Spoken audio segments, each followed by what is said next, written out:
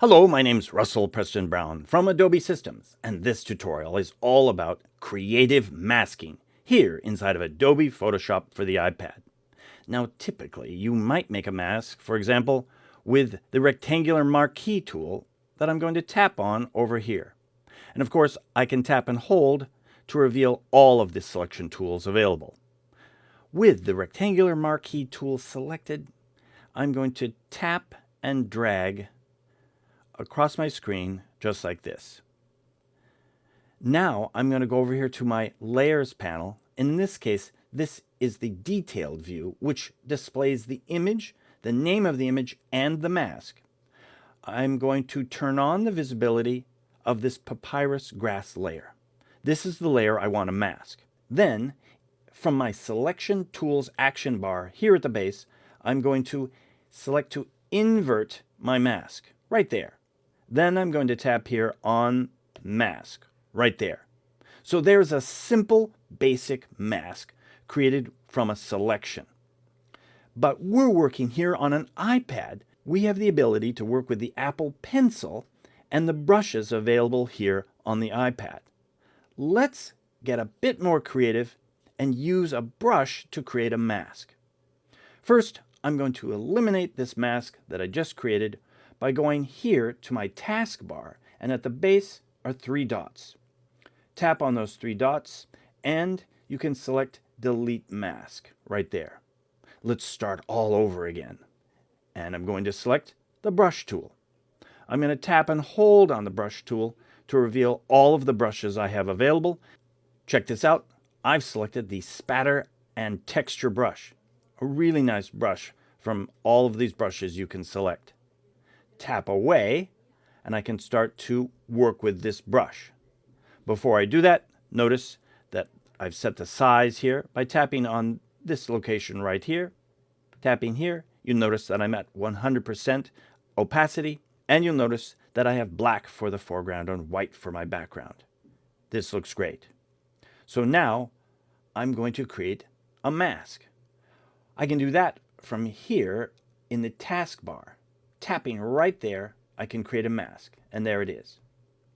Now I can start to paint into that mask with black, as you see here. Check this out. That's really interesting. I'm using the brush to paint in a mask.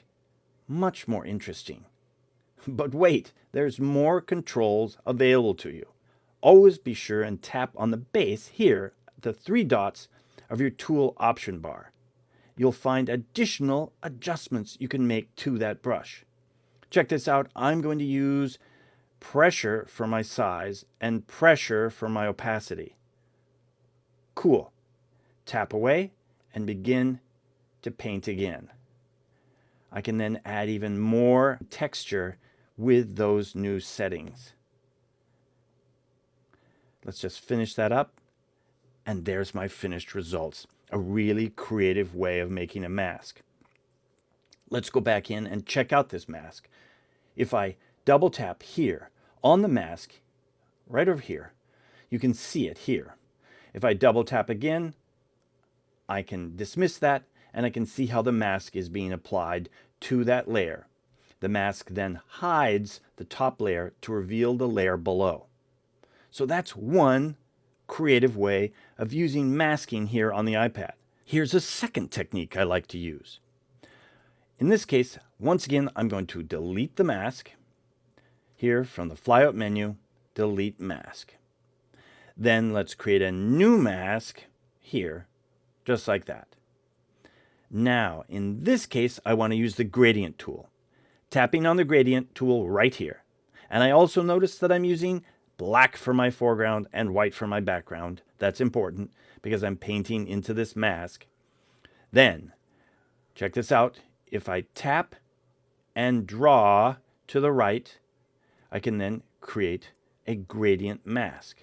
Let's take a look at that. Double tap on the mask, and there it is. Double tap again.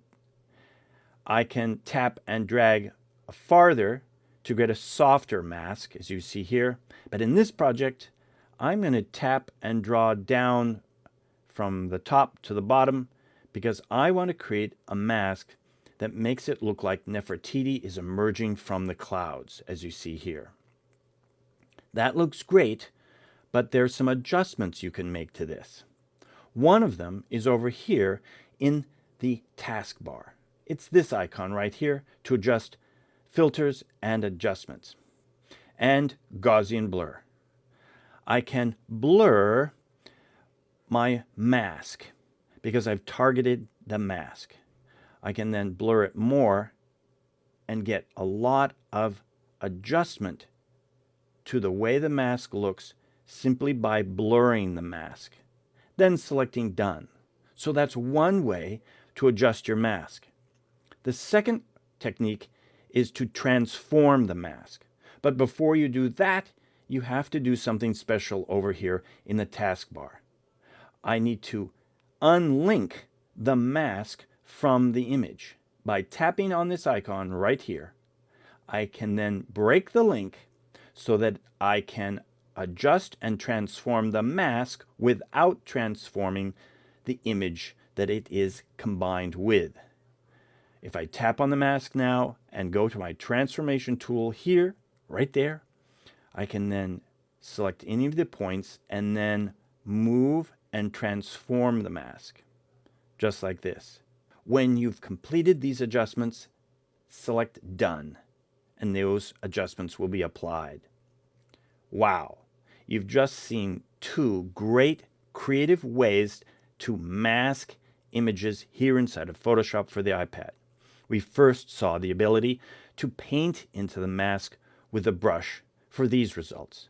Then I used the gradient tool to create the mask you see here.